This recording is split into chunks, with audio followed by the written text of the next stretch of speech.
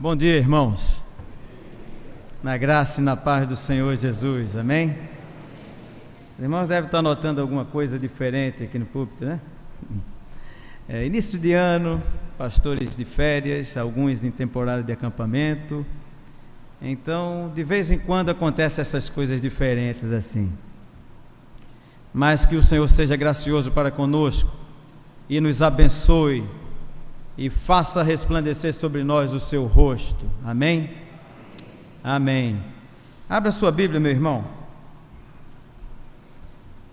no 66º livro da Bíblia, o último livro da Bíblia, que é o livro do Apocalipse.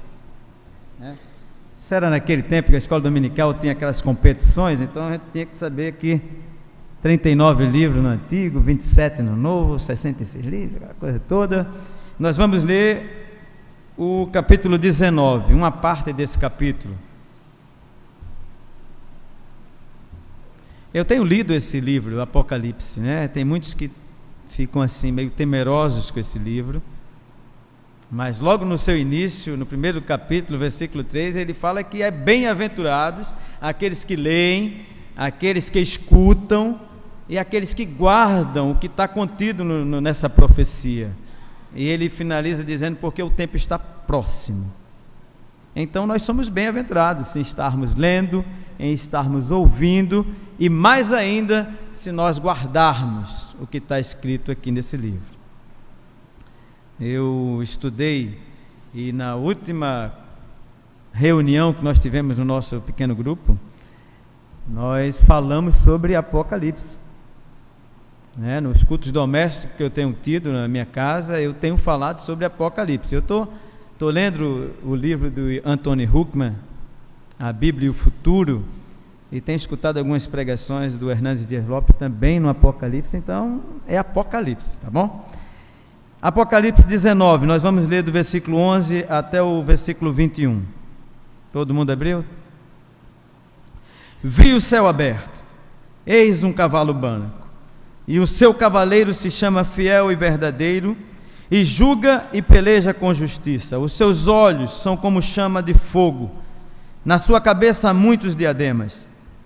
Tem um nome escrito que ninguém conhece senão ele mesmo. Ele está vestido com um manto tinto de sangue, e o seu nome se chama o Verbo de Deus. E seguiam-no os exércitos que há no céu, montado também em cavalos brancos, com vestiduras de linho finíssimo, branco e puro. Sai da sua boca uma espada afiada, para com ela ferir as nações, e ele mesmo as regerá com cetro de ferro, e pessoalmente pisa o lagar do vinho do furor da ira do Deus Todo-Poderoso. E ele tem no seu manto, na sua coxa, um nome inscrito: Rei dos Reis e Senhor dos Senhores. Então vi um anjo posto em pé no sol, e clamou com grande voz, falando a todas as aves que voam pelo meio do céu: Vinde, reuni-vos para a grande ceia de Deus, para que comais carnes de reis, carnes de comandantes, carnes de poderosos, carnes de cavalos e seus cavaleiros, carnes de todos, quer livres, quer escravos, tanto pequenos como grandes. E vi a besta e os reis da terra e com seus exércitos congregados para pelejarem contra aquele que estava montado no cavalo e contra o seu exército. Mas a besta foi aprisionada, e com ela o falso profeta, que com os sinais feitos diante dela seduziu aqueles que receberam a marca da besta e eram os adoradores da sua imagem. Os dois foram lançados vivos dentro do lago de fogo que arde com enxofre. Os restantes foram mortos com a espada que saía da boca daquele que estava montado no cavalo, e todas as aves se fartaram das suas carnes. Senhor Deus, Espírito Santo, é a tua palavra que está sendo lida, és tu, Senhor, o Espírito da igreja que está falando para nós nessa manhã, acontecimentos, ó Deus, que vão acontecer, porque a tua palavra é fiel e verdadeira. Porém, Senhor, fala conosco nessa manhã. Não seja eu com os livros lidos, pregações ouvidas, conjecturas da minha mente. Não, Senhor, fale, Senhor, nós queremos ouvir a tua voz. em nome de Jesus. Amém. Nós estamos aí com 20 e poucos dias, 20 dias, né? Que ainda não completamos 21 dias do nosso ano 2018, um ano novo. E é normal nós fazermos muitas promessas, e eu espero que nesses 20 dias você não tenha perdido aquilo que você se comprometer a fazer durante esse ano. E um dos desafios que foi lançado aqui no último culto do ano foi nós lermos toda a Bíblia durante esse ano de 2018. Então foram distribuídos alguns calendários, planos de leitura, inclusive cronológica da Bíblia. Então você pega aí com o diácono. Então nós temos alguns desafios. O ano 2018 promete, né? A gente fica olhando, vai ter eleições, tem Copa do Mundo e aquela coisa toda. Vai ser um ano que vai passar rápido. 2017 para mim passou muito rápido, mas 2018 para mim especialmente, eu sei que virão muitas alegrias e muitas tristezas também, mas ele é um ano bem interessante. É um ano que, se Deus quiser, vai ser meu último ano, né, no meu trabalho. E para coroar esse negócio, esse último ano, para me presentear esse último ano, eu vou ter a felicidade de ter o meu filho trabalhando comigo esse ano, o filho do Pester trabalhando comigo, o sobrinho do Letinho também vai estar trabalhando comigo, alguns filhos de amigos lá da primeira igreja, e todo mundo me recomendando, vão ser muito bem-vindos. Só que é interessante, meus irmãos, presta atenção aqui para mim, antes que o ano acabe, 3 meses antes, nós fazemos um tal de Plano Geral de Ensino, chamado de PGE, né? Deve conhecer. Então a gente já planejou o ano de 2018 todo. Então eu sei exatamente quais são os dias que eles irão realizar o tiro real, o primeiro tiro, quando eles vão realizar a primeira marcha, se a marcha vai ser com fardo aberto ou com muito peso. Eu sei quando é que vai ser as primeiras provas, os primeiros testes de aptidão física, inclusive sei quando serão os exercícios inopinados. Porém, eu tenho que me controlar para não ser aquilo que os jovens hoje em dia chamam, é uma palavra de origem inglesa, que vem de spoil, que significa literalmente estragar, e os jovens chamam de spoiler. Não é isso mesmo? O que é um spoiler? Spoiler é aquele camarada que conta o filme para aquele que não assistiu e ele conta o final do filme. É o chato. Imagine uma situação, você está na fila de um cinema para assistir um filme e de repente o pessoal que entrou na sessão anterior está saindo do filme, aí saem pessoas assim como o Dídio ali, o Diógenes, falando alto, comentando, dizendo que o mocinho morreu e como é que é o final do filme. Spoiler é esse tipo de gente. Estraga um pouco a alegria dos outros, a emoção dos outros.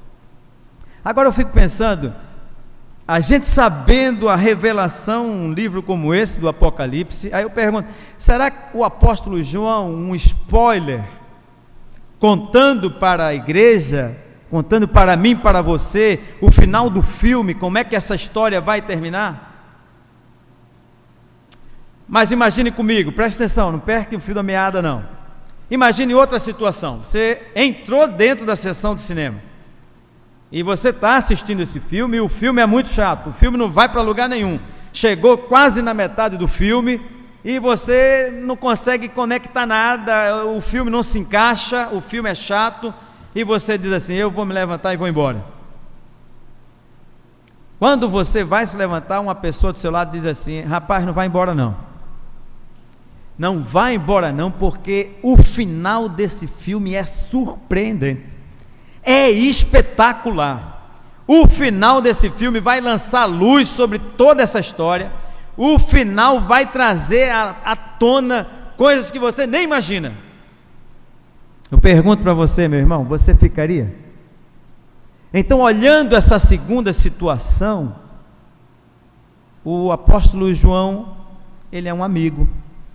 Porque muito embora ele esteja contando aqui o final do filme, ele está querendo lhe ajudar, meu amado, a lhe animar, a permanecer e a prosseguir avante. Porque, se vocês forem perceber, o filme que nós estamos vendo na nossa vida está chato, está complicado, o filme está pesado, o filme está chato, está quase numa situação como aquela poetisa mineira lá de Divinópolis, Adélia Prado. Ela diz que parece que Deus está lhe castigando e tirou dela a poesia. E ela fala: e eu olho para uma pedra e vejo apenas uma pedra. E parece que nós estamos assim, vivendo dias em que não existe mais poesia em nada. A gente não consegue mais ver beleza, nem brilho em nada. A poesia foi perdida porque é violência em cima de violência. Você não consegue viver tranquilo porque você está sobressaltado com assaltos, é crise em cima de crise, é problema que parece que não tem fim, é medo. A gente se despede na casa dos amigos e lá no final do PG, a gente vamos se despedir aqui, porque quando a gente transpõe o portão, é sair correndo para entrar dentro do carro, é um medo avassalador que atinge todo mundo, insegurança. As pessoas nem dirigir tranquilo, respeitando o sinal de trânsito, vem um louco, atravessa o sinal vermelho, destrói famílias inteiras. O filme está pesado, o filme está chato. E não são poucas as pessoas, meus irmãos, que estão desistindo da sessão, estão desistindo da família, não são poucas as pessoas que estão desistindo dos seus sonhos, desistindo de si mesmas. A Organização Mundial de Saúde revela índices aterradores mesmo, de pessoas que se suicidam. O nível está alto. Eu mesmo, ano passado, me deparei com a situação, vocês viram na mídia, esse filme chato acometeu um companheiro lá, e o camarada entrou dentro da guarda do quartel, deu um tiro de fuzil 762, e eu fui o primeiro a chegar, vendo aquela situação. O filme está chato, não é divulgado, porque se divulgar, por incrível que pareça, suicídio dá ideia. Impressionante, o filme está pesado, o filme está chato. E um dado que foi registrado agora, nos fala que até meados de 2030, metade da população vai sofrer depressão. Então é mais ou menos aqui, ó, metade aqui da igreja, até 2030 vai estar deprimido. Que história é essa? Metade para cá, talvez se salve. Estou vendo o Roberto ali, está na metade daqui. Mas o filme está pesado, o filme está chato. O que é que está acontecendo? Mas, meus irmãos, o que é que estava acontecendo no tempo de João, quando escreveu esse livro aqui, Palavra de Deus para a minha vida e sua vida? O filme também estava pesado, estava difícil. Imperadores romanos cruéis, começou com Nero, e na época de João aqui no livro escrito, era Domiciano, sanguinários, matando, devastando muitos cristãos cruelmente assassinados, lançados aos leões, queimados vivos. Se você ler lá em Hebreus capítulo 11, você vai ver qual era a saga daquele povo, cerrado ao meio, andando errante pelos desertos, sofrendo calúnia, perseguições, algemas, prisões, afrontados, homens dos quais o mundo não era digno. Então, a situação que o filme que estava passando quando João escreveu esse livro era pesado, era tenso. Todos os apóstolos tinham morrido, e por causa da sua fé, o apóstolo João mesmo havia sido preso e tinha sido levado para a ilha de Patmos, uma ilha no mar Egeu, como um preso político.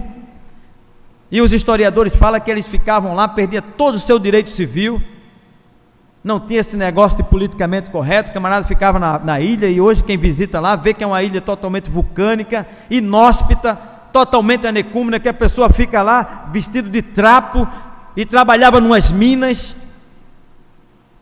Mas aí Deus aparece para revelar um outro filme. Deus envia o Senhor Jesus em pessoa ao apóstolo João na ilha de Patmos, e o pastor Hernandes Dias Lopes fala que você pode ser lançado em Patmos, mas você não pode perder a visão do trono de Deus. Roma pode lhe aprisionar, mas o Senhor pode lhe dar revelações maravilhosas. Roma pode fazer que você perca toda a comunicação, contato com pessoas, mas o Rei dos Universos pode aparecer para você e dizer: eu estou contigo. Foi o que aconteceu na ilha de Patmos. Ele apresenta-se para João para mostrar um outro filme, para mostrar exatamente essas palavras que nós acabamos de ler. Para dizer: João, eu sei que o filme está difícil, João. Eu sei que tem muitos desistindo. Eu sei que tem muitos que parece que estão achando que não vai acabar essa luta. Eu sei que tem muitos querendo abandonar tudo. O filme está chato, o filme está pesado. Mas eu quero que você saiba, João, e que você passe para os demais, de que o final desse filme tem um fim glorioso. O final desse filme tem um fim glorioso, e que no final de tudo, nós vamos ver que tudo valeu a pena, de que valeu a pena permanecer firme e caminhar até o fim, porque quem escreveu o enredo desse filme é o Senhor Deus Todo-Poderoso, Criador dos céus e da terra. Amém. E o capítulo 19, ele mostra exatamente isso. Ele mostra uma parte dessa visão em que a gente percebe o poder econômico, poder político, todos os poderes religiosos entrando em colapso. Se você começar a ler desde o capítulo 18, você vai ver que a grande Babilônia cai, depois você vai ver que o anticristo é lançado, a besta que surge do mar, que surge da terra. Você vê que todos esses poderes que aos nossos olhos parece que estão tomando o controle da história, está entrando em colapso, e o capítulo 19, ele nos dá uma visão de que existe. Tem que pedir o auxílio do Espírito Santo para que você, como uma visão de raio-x, você veja que estrutura é essa que está mantendo esse texto.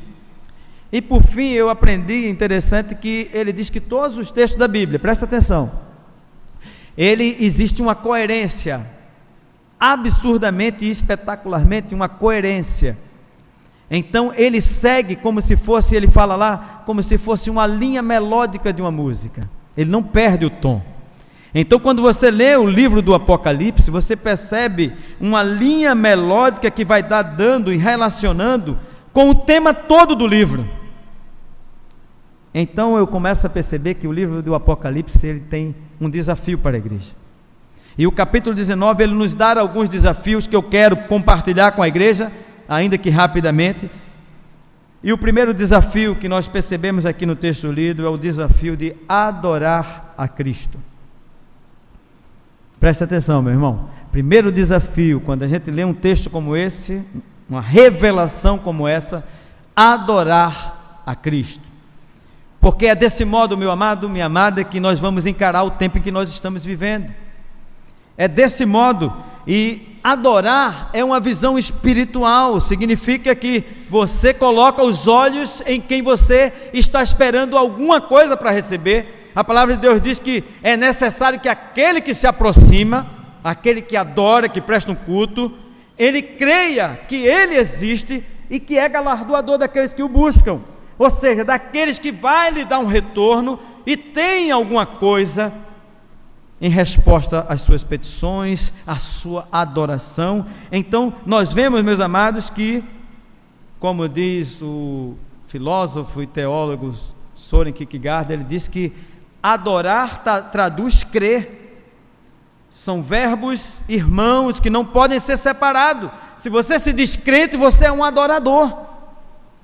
E adorar, meus amados, nada mais é, como já falei, levantar os olhos para cima, colocar os olhos em Deus. E por que eu digo que é um desafio? Porque hoje são muitos filmes passando, os cartazes estão em tudo que é lado e tentam roubar a nossa atenção para que nós não adoremos a Deus. É WhatsApp, é Facebook, é muita coisa, e é uma demanda, além dos problemas que nós já vemos sendo acometidos, Ainda tem essa tecnologia que é muito boa, mas mal utilizada, ela rouba o tempo de você estar adorando o Senhor. Ou vai dizer que você tinha que fazer alguma coisa, e às vezes até urgente, e de repente você vê o WhatsApp, o Facebook aberto, né? E quando você pensa que não, você já passou quase meia hora, e você está colocando um kkk em alguma coisa, e está marcando alguma coisa, e você está no meio do trabalho, você está no meio de uma situação, seu filho está precisando, e a gente, então, esse filme que se apresenta para nós, ele quer roubar essa atenção, quer roubar a sua atenção para que você não adore a Cristo, perca a sua visão de Cristo. E uma das ilustrações que eu vejo que é bem interessante a gente aplicar, é aquela do caminho de Emaús, os discípulos no caminho de Emaús. Eles caminharam com Cristo, eles viram o que o Senhor Jesus fizera, ressuscitando mortos, curando cegos, curando aleijados, leprosos, mas Jesus havia morrido. O foco da visão deles, eles não tinham internet, não tinham nada, mas foi um problema, eles só via isso. Eles adoravam o Senhor, há um tempo pouco atrás ele estava dizendo, Hosana, bendito é o que vem em nome do Senhor, mas agora o foco era outro, a adoração havia se perdido, vamos voltar a fazer o que a gente fazia antes, e de repente o Senhor Jesus se apresenta junto deles, e começa a dizer, vem cá, o que é que vocês estão caminhando pelo caminho, o que é que vocês estão tristes? E eles começam, um deles era Cleopas, e olha assim, diz assim, peraí, você é novo aqui? Você não sabe que o filme está difícil, você não sabe que hoje o que está pegando é porque realmente aquilo que a gente esperava, que era o Senhor, que era o Salvador, morreu. O foco da adoração, muitas vezes nós estamos assim, no caminho de Emaús.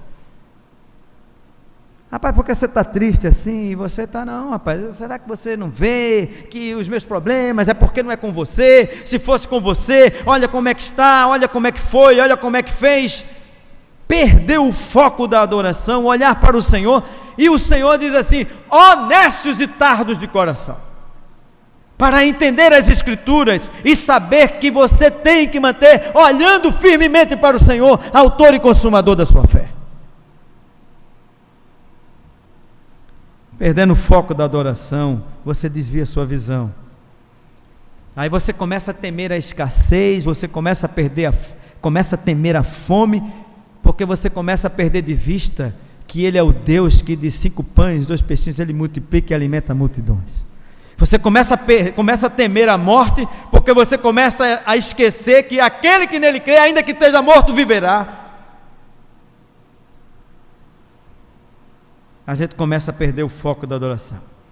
Por isso, meus irmãos, fique atento, porque talvez o estrangeiro que esteja partindo o pão dentro da sua casa seja o Senhor, e você não está nem percebendo, porque o seu foco, você não consegue ver outra coisa, é o mundo das dispersões, você não fica atento, você perde a sua atenção. E é um caso bem interessante, quando eu estava morando lá em Pindamonhangaba, São Paulo, e na frente da nossa casa existia um ginásio, que era utilizado pela igreja católica lá, uma igreja carismática. Minha casa ficava bem em frente, e sempre tinha eventos, e eu ensinando matemática ao meu filho, né? Vocês conhecem, e eu tentando trazer a atenção dele para os probleminhas ali, para ensiná-lo, e eu dizia, presta atenção aqui, Andrezinho, olha aqui. E de repente lá na quadra, no ginásio, quem estava conduzindo lá disse assim, boa noite, e Andrezinho respondeu, boa noite, fazendo a tarefa de matemática, né? E eu digo, presta atenção, nós perdemos o foco, é muita coisa, é muita sinalização, é muita coisa.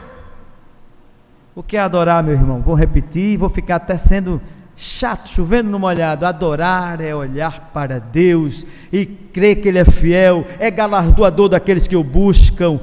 João, ele estava olhando para o céu e ele disse, eu vi o Senhor, eu vi que Ele vem assentado num cavalo branco, eu vi que Ele vem julgando com justiça, eu vi que Ele vem com um manto tingido de sangue, eu vi que Ele na sua coxa, no seu manto, existe um nome escrito, Rei dos Reis e Senhor dos Senhores. Eu vi o Senhor olhando para o céu. foco na adoração. Então, mesmo que esteja um caos à sua volta, meu irmão, mesmo que as coisas estejam difícil de tragar mesmo, por mais difícil que seja a sua situação, quando eu olho para Deus e o adoro, eu vejo que Ele está no trono. Glória a Deus. Quando eu olho para Deus, eu vejo que Ele é maior do que os meus problemas, é maior do que as crises, é maior do que o diagnóstico que eu recebi. O Senhor é maior, e é na adoração que eu vejo isso. Amém, irmãos? Adorar é um desafio, e os salmistas fizeram tão bem esse negócio. Foi nos filmes de dificuldade da sua vida, em que eles viram o Senhor no trono, e eles encheram a palavra de Deus com os salmos, dizendo: o Senhor é minha rocha, o Senhor é minha luz, o Senhor é minha salvação. Ainda que um exército se acampe contra mim, o meu coração não teme. Ainda que a guerra se levante, eu não temerei.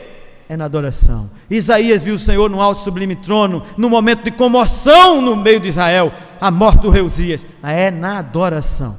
Amém, irmãos? E o segundo desafio, estou vendo o tempo ali passando. O segundo desafio, quando você lê o capítulo 19, ou você lê todo o Apocalipse, você vê que o segundo desafio que nós temos é anunciar a Cristo. Primeiro desafio, adorar a Cristo. E o segundo, anunciar a Cristo. Eu pergunto, se você sabe o fim desse enredo, se você está por dentro de tudo que vai acontecer, o que é que você está fazendo que está calado e não está avisando a quem está do seu lado? Tudo bem, eu vou assistir o filme até o final, porque existe uma promessa que me diz que o fim é glorioso, que o fim é maravilhoso. Mas o que é que você está fazendo que não está anunciando? Animando aqueles que, como você, não tinham esperança. Anunciar a Cristo. O nosso desafio é anunciar o reino que vem. E muitas vezes você está parado. Você sabe, mas é uma coisa que o mundo não sabe.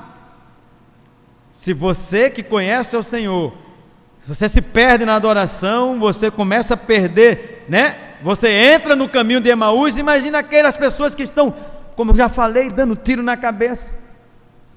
O ano passado também, além daquele fato esdrúxulo, terrível que eu presenciei, um companheiro nosso teve que sair desesperadamente, porque o irmão dele lá em Fortaleza se jogou do 16º andar, e na carta que ele deixou, ele falou assim: e eu vou estar com uma faca, se chegar vivo eu corto os pulsos. Estava lá na carta. Desespero. Eles precisam saber que existe um rei que vem e que tem o controle desse negócio nas mãos, e o responsável por tudo isso, de anunciar, é você, sou eu, é a igreja do Senhor Jesus Cristo.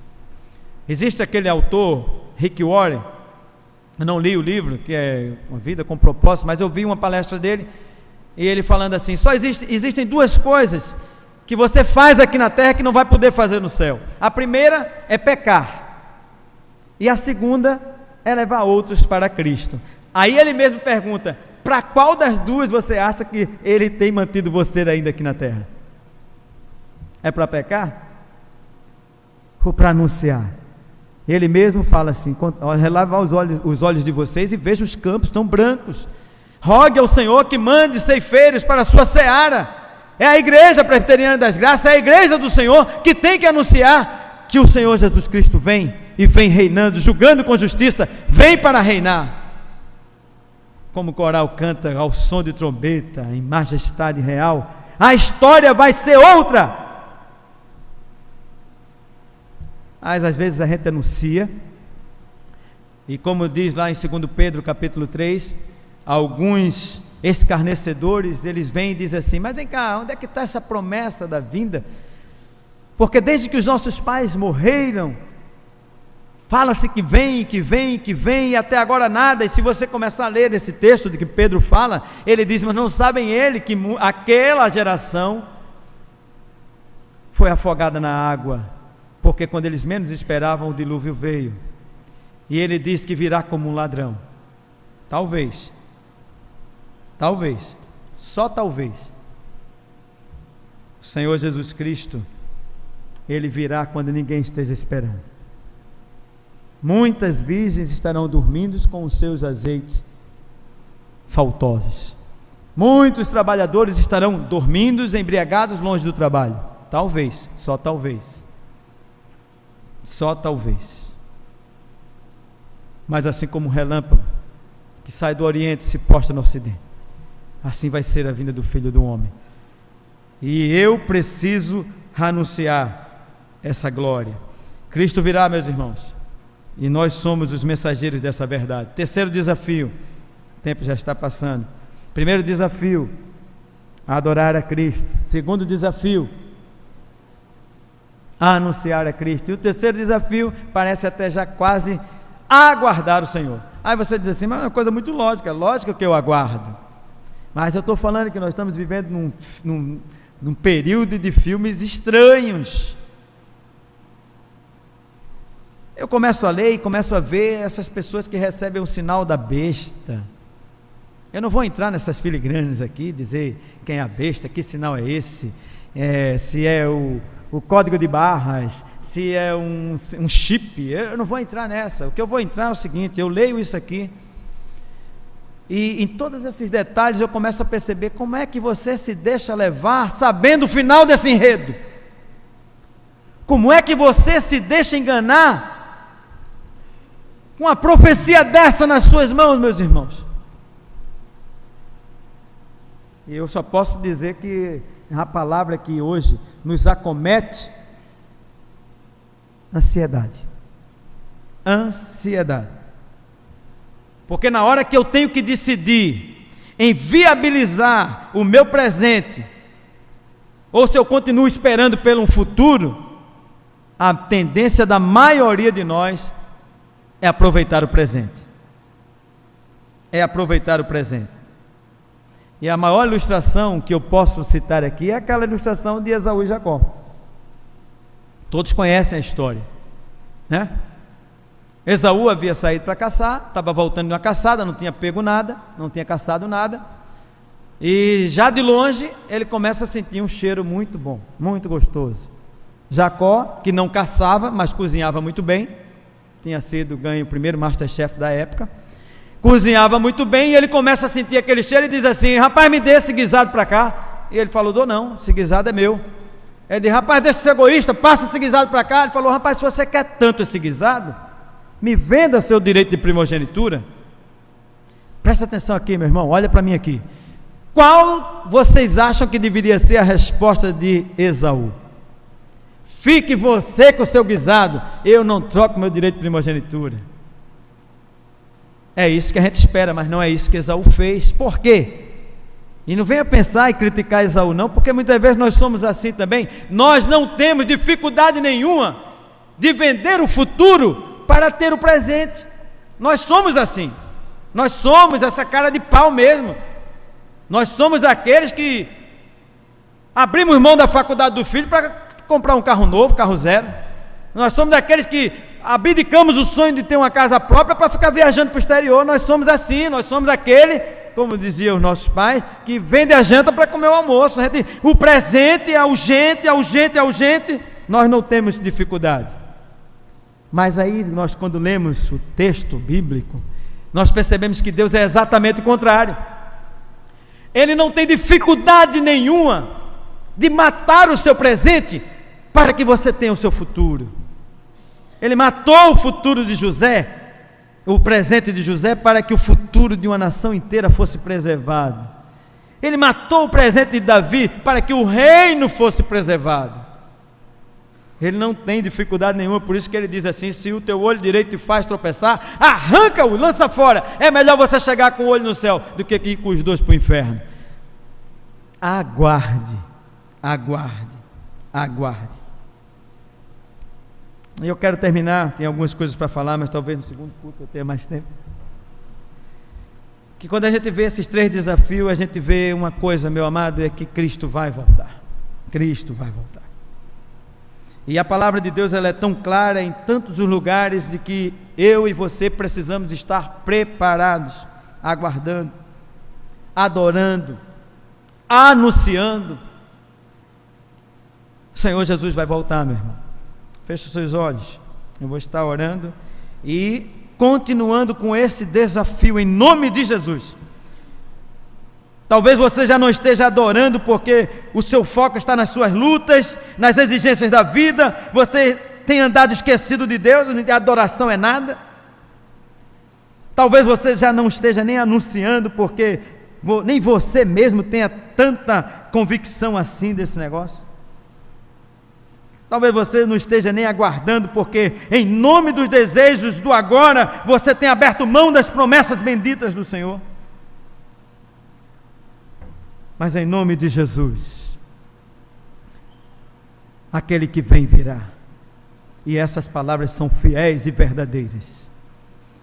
E o Espírito diz: vem, e a noiva diz: vem, e aquele que vem virá. E bem-aventurados aqueles que serão encontrados adorando, anunciando e aguardando o seu retorno glorioso. Senhor Jesus, nos guarde, tenha misericórdia de nós, porque se não for pela tua graça,